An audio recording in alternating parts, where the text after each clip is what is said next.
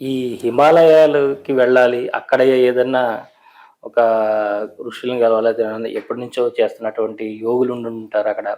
ఇలాంటి జిజ్ఞాసంతా మీకెప్పుడు కలిగింది? మొదటి ప్రయాణం ఎలా జరిగింది? ఆ అనుభవాలు కాస్త చెప్పండి. నేను అంతకుముందు శబరిమల వెళ్తూ ఉండేవాడిని. సౌత్ అంతా తిరిగిన రోజుల్లో ప్రతి సంవత్సరం శబరిమల పోయేవాడిని. పోతూ పోతూ వచ్చేసేసి మొత్తం సౌత్‌కంతా కవర్ చేసిపోయేవాళ్ళం బై రోడ్డు పోతూ. హ్మ్.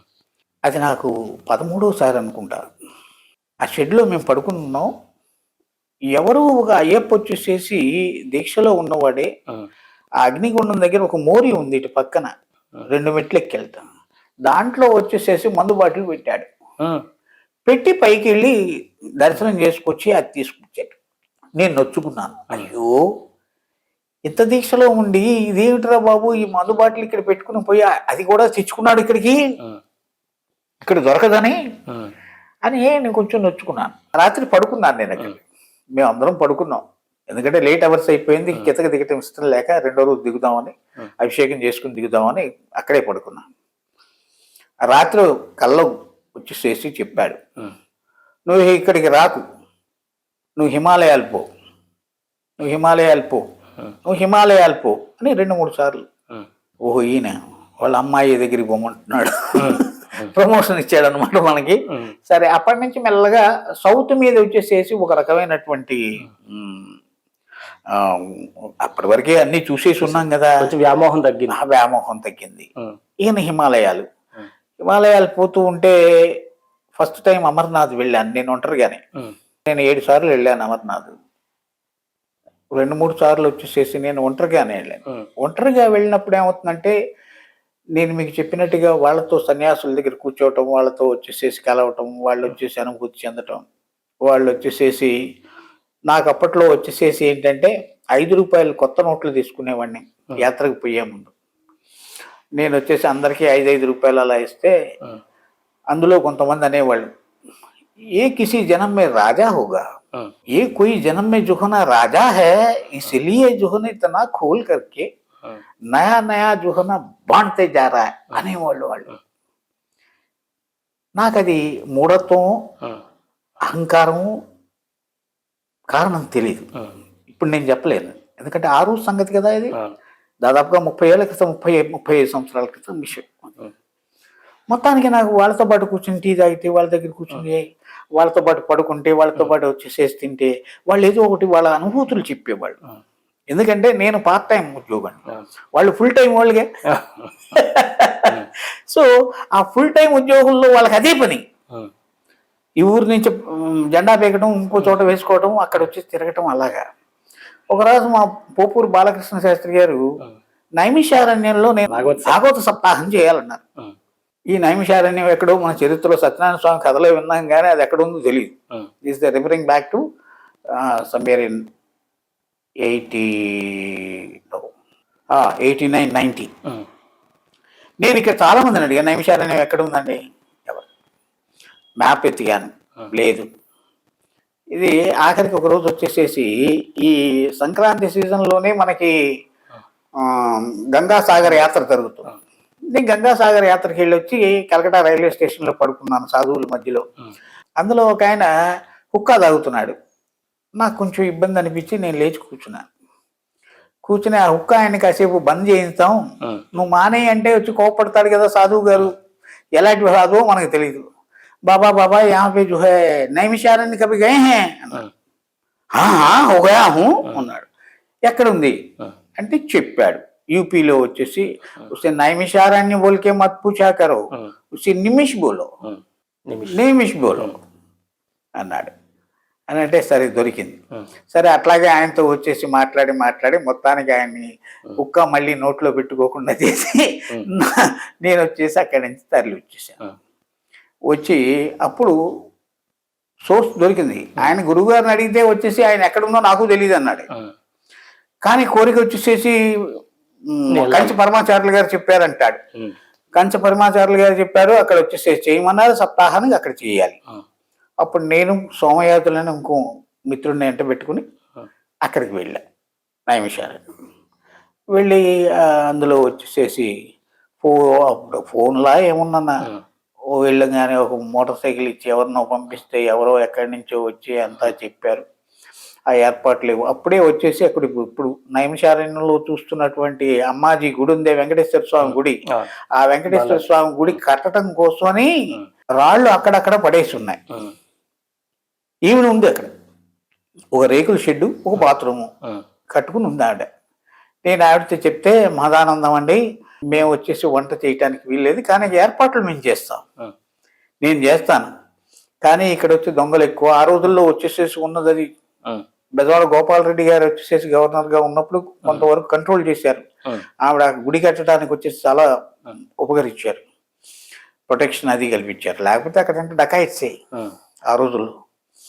సో ఆ విధంగా వచ్చేసేసి అక్కడున్న యతీశ్వరులను చూసి అలాగా వచ్చేసేసి తిరుగుతూ వచ్చేసేసి అది కాలగర్భంలో వచ్చేసేసి అలా నన్ను వచ్చేసి హిమాలయాలు తిరగడం కోసం వచ్చేసేసి ఇది కావటం.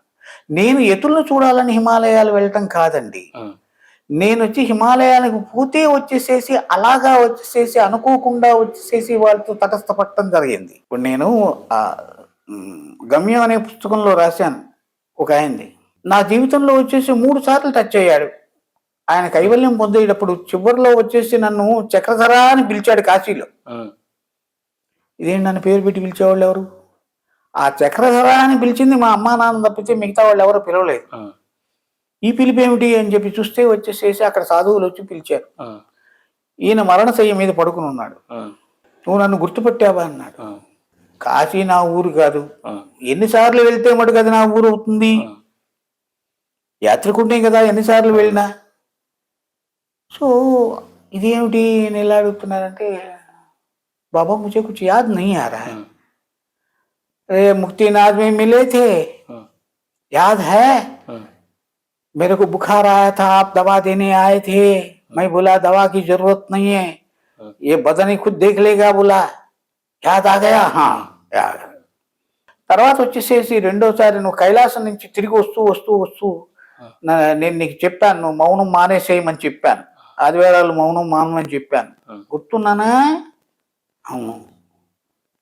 ఆయనకి అసలు సంబంధం లేదు, ఎందుకంటే ఆయన మరణశయ్య మీద ఆయన జడలు పడుచుకుని దాని మీదే పడుకుని ఉన్నాడు ఆయన. అది రెండోసారి. ఇప్పుడు మూడోసారి కలుస్తున్నాం అంటే జ్ఞాపకం వచ్చావు, రూపం మారిపోయింది. ఆయన చెప్పిన డైలాగులను బట్టి వచ్చి కాన్వర్సేషన్ ఏదైతే ఉందో పాయింట్ టు పాయింట్ ఆయన చెప్పాడు డైలాగ్.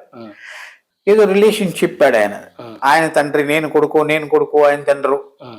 సో ఇప్పుడు నువ్వు నాకు ఏదైతే ఉందో నా నెత్తిన కొబ్బరికాయ కొట్టాలి, 10 నిమిషాల్లో నేను ప్రాణం వదులుతున్నాను అన్నాడు.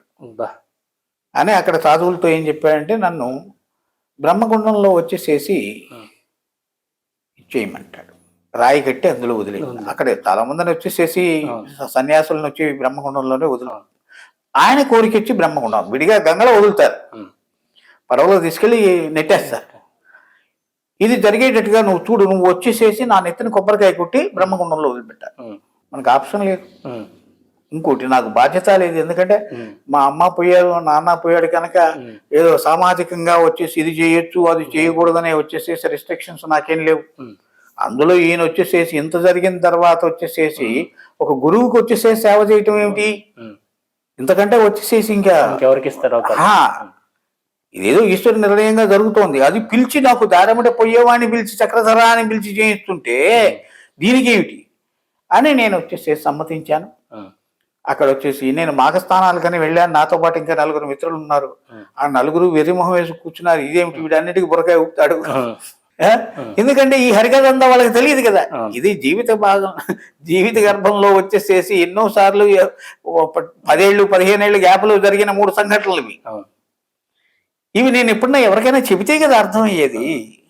సో ఆ విధంగా ఏదైతే ఉందో హిమాలయాల్లో నేను యాత్రకు వెళ్తే నన్ను వచ్చేసేసి ఇందులో వాళ్ళ దర్శనం కలగటం, వాళ్ళతో వచ్చేసేసి మాట్లాడటం, వాళ్ళ అనుభూతులు చెప్పటం, లేకపోతే నువ్వు ఈ పని చెయ్యి అని చెప్పటం అలా జరిగాయి. కానీ నేనుగా వచ్చేసేసి ఒక ఆశతో ఏదో వాళ్ళని కలవాలి, వాళ్ళ దగ్గర నేర్చుకోవాలి, వాళ్ళతో వచ్చి యోగా చేయాలని కానీ ఇది కాదు నా ఉద్దేశం. అసలు ఈ రోజు కూడా నాకు అది కాదు. ఏంటంటే ఏదైనప్పటికీ మనకు మనంగా వచ్చేసేసి తప్పిస్తే జరిగేటటువంటి ఇది ఎదుటి వాళ్ళు చెబితే మనం చేసేదానికి చాలా తేడా ఉంటుంది. గురువు గారు ఎవరైతే యోగం చెప్తాడో, మంత్రం చెప్తాడో, తంత్రం చెప్తారో ఆయన చేసే పద్ధతి ప్రకారంగా ఆయనకు అనుభూతి పొందుతారు. ఆయన చెప్పిన దాన్ని నేను ఎంతవరకు అనుభూతి చెందగలుగుతాను, నాకు అనుభూతి చెందితే నేను మళ్ళీ మళ్ళీ మర్చిపోను, పదే పదే చేస్తాను. ఆ అనుభూతి శారీరకంగా కావచ్చు, మానసికంగా కావచ్చు, లేదు ఇంకో రకంగా కావచ్చు కదా. సో అది మంచి కావచ్చు, చెడు కావచ్చు. ఆ అనుభూతిని ఎవరికి వాళ్ళు అనుభవిస్తే గానీ తెలియదు. ఇప్పుడు నేను మిరపకాయ బజ్జీలు బ్రహ్మాండంగా ఉందని చెప్పారు అనుకోండి, ఆ మిరపకాయ బజ్జీలు వాడు తింటున్న వాడు వచ్చేసేసి బ్రహ్మాండంగా ఉంది వాడికి, నేను తింటే నాకు నోరు మంట పుట్టచ్చు, లేదు వాడికంటే గొప్పగా అనిపించవచ్చు. అది ఏమిటి అనేది క్వశ్చన్ మార్కే. కానీ ఎవరి అనుభూతి వాడిదే. అలాగే దైవ ప్రార్థనలు కానీ, లేకపోతే వచ్చేసేసి ఒక చేసే పనులు కానీ, ఆ తన్మయం కానీ, లేకపోతే ఆ అనుభూతి కానీ, ఇప్పుడు అందుకే చెప్తారుగా మనసా వాచా కర్మణ చేయరా అంటారు. ఈ మనసా వాచా కర్మణ ఎప్పుడైతే మీరు చేస్తారో ఆ పొందే అనుభూతి వేరు. గురువు చెప్తాడు, ఈ పాఠం మనసా వాచా కర్మణ చెయ్యరా, ఈ పాఠం వస్తుంది, ఈ మంత్రం వస్తుంది, ఈ తంత్రం వస్తుంది అంటాడు. ఆ మనసా వాచా కర్మణ వచ్చి చేశాము చేయలేదు అనేది ఎవరికి? స్వయం. అదండి భావన.